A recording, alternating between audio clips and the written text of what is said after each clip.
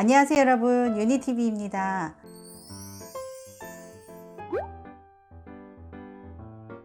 사실 이 책에는 뭐라고 나오냐면 서구 열강이 비유럽의 자원과 노동력을 수탈하는 동시에 자국 제품을 전 세계로 확산시키던 제국주의 시대, 당시 최초의 식민주의 상품이 바로 비누였다. 비누는 진보와 위생이라는 가치 아래 제국주의의 강압적 이미지를 희석할 수 있었으며 상대적으로 부피가 작아 운반에 용이했기에 제국주의를 가장 먼저 널리 전파할 수 있는 최상의 수단이었다. 19세기 영국 내에서도 청결과 순수성에 대한 인식의 변화가 생기기 시작하면서 사회적 순결 운동이 일어났고, 일반인은 다루기 어려운 세균을 국가가 전문적으로 취급하면서 새로운 차원의 권력을 행사하기 시작했다. 나아가 청결과 불결이라는 이분법으로 사회적 위계를 설정하고 흑인 분리 정책을 정당화하는 데까지 이르렀다.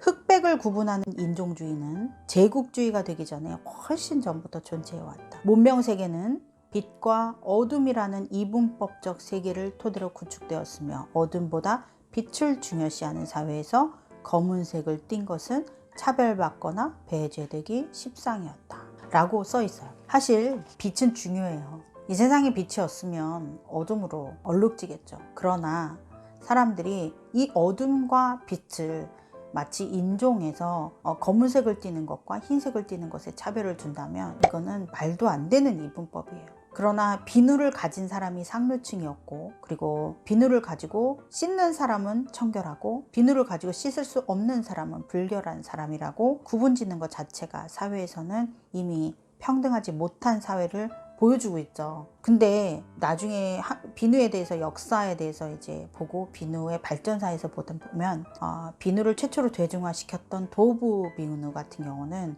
예전에 그런 광고를 해서 물의를 일으키기도 했어요. 비누 외부의 표면에 흑인이 이 비누로 씻었더니 백인으로 변해서 나오는 이런 광고를 내기도 했거든요. 그래서 굉장히 큰 무리가 되기도 했지만, 요새는 비누를 가지고 리뷰를 하거나 활동을 하시는 분들이, 유튜버들이 요새 좀 뭐 도브 비누로 머리를 감는 게 좋냐, 머리를 안 감는 게 좋냐, 얼굴을 씻는 게 좋냐, 어떤 비누가 좋냐, 뭐 이렇게 리뷰하시는 분들이 많아요. 저도 많이 봤거든요.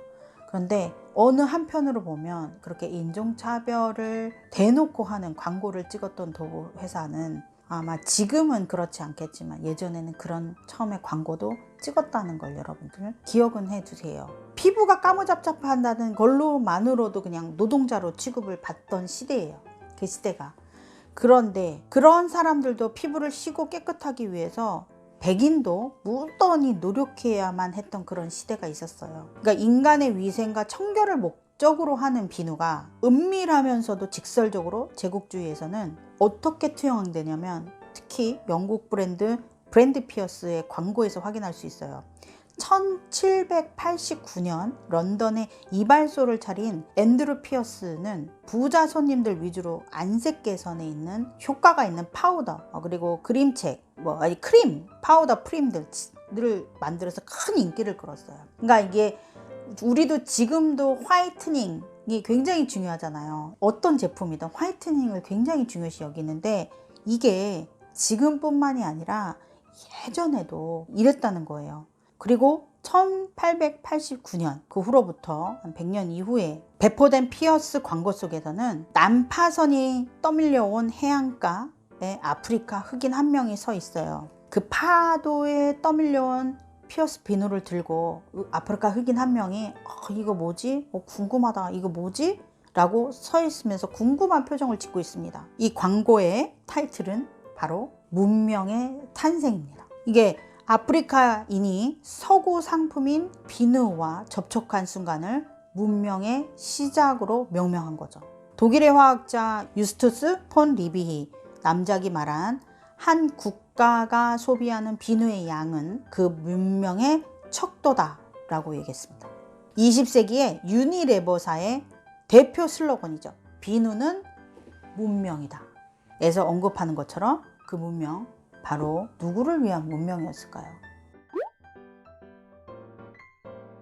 여러분 아시겠나요? 이 비누를 가지고 흑인과 백인을 나누고, 이 비누를 가지고 청결과 위생을 나누고, 이 비누를 가지고 문명된 사회와 문명되지 못한 사회를 나누고, 이분법적인 사고방식을 갖는데 결국 이 비누는 누구를 위한 문명이었을까요?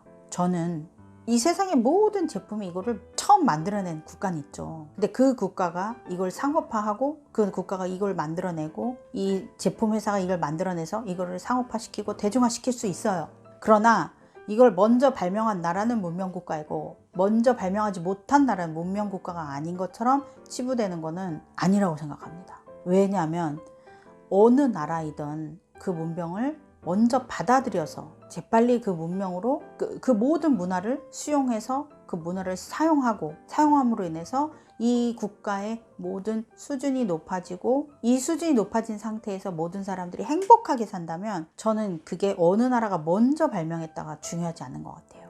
그것을 어떻게 사용하고 어떻게 사람들에게 행복을 줄 수 있는지. 근데 많은 것들이 뭐 살상무기라든지 뭐 이런 것들은 발명을 해도 모든 사람들에게 행복을 주는 것들이 아니잖아요. 그렇다면 여러분들, 이 비누는 당신에게 행복을 주는 물품일까요? 아니면 그렇지 않은 걸까요?